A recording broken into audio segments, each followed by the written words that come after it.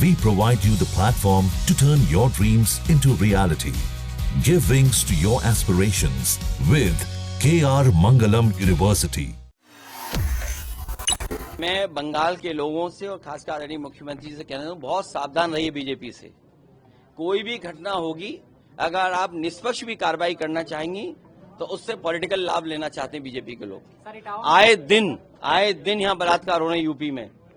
आप सोचिए, अयोध्या सबसे पवित्र धरती, वहां बलात्कार हो गया। लखनऊ में बलात्कार होते हैं, कहाँ नहीं होते हैं। और महिलाओं की छेड़खानी में सबसे आगे उत्तर प्रदेश है। वो इसलिए क्योंकि यहाँ की सरकार कानून व्यवस्था के अलावा सब पे ध्यान दे रही है। पत्रकार क्या कर रहे हैं, नेता लोग क्या कर रहे हैं, वहाँ क्या हो रहा है। तो अगर कानून व्यवस्था पे ध्यान नहीं देंगे तो यही हालत होगी। उत्तर प्रदेश नंबर 1 है सब चीजों में। अरे भाई ये बताओ, इस सरकार ने पाल बेटी को न्याय नहीं दिलाया। इस सरकार ने पाल बेटी को न्याय नहीं दिलाया।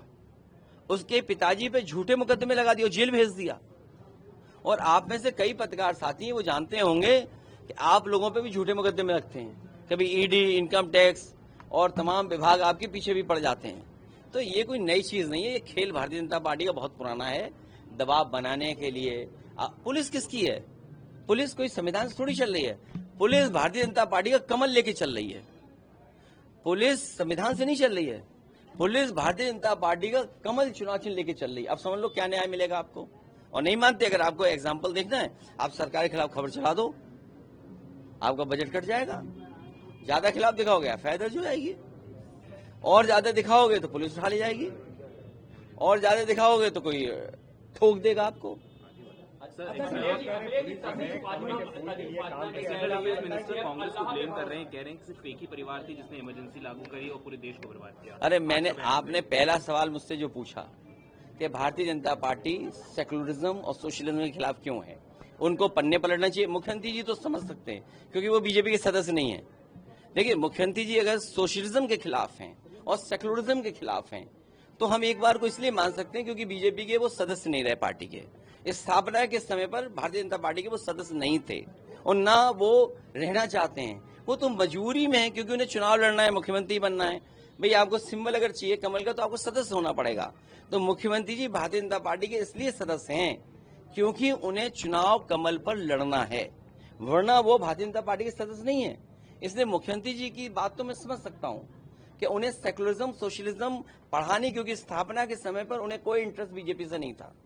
अखिलेश जी, तस्दीक फातिमा जी ने कहा किसी पर भरोसा नहीं रहेगा, सिर्फ अल्लाह पर भरोसा है। इशारा किसकी? हम आपसे कहते हैं, हमें उनकी बात से सहमत हूं मैं, क्योंकि उनके साथ जो अन्याय हुआ है, अन्याय जो हुआ, उनके पे झूठे मुकदमे लगाए, वो किससे कहें, हम किससे कहें। तो उन्हें 2 ही 3 जगह से न्याय मिल सकता है।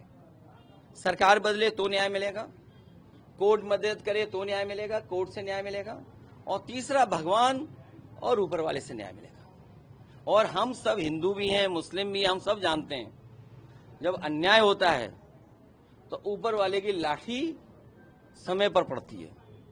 नोएडा में 60 से ज्यादा महिलाओं को बंधक बना के रखा गया। हाँ सर, ये ओल्ड एज का मामला है, बहुत बुरी हालत में महिलाएं। देखिए, ये भारतीय जनता पार्टी के लोग किसी को खुश नहीं रह सकते।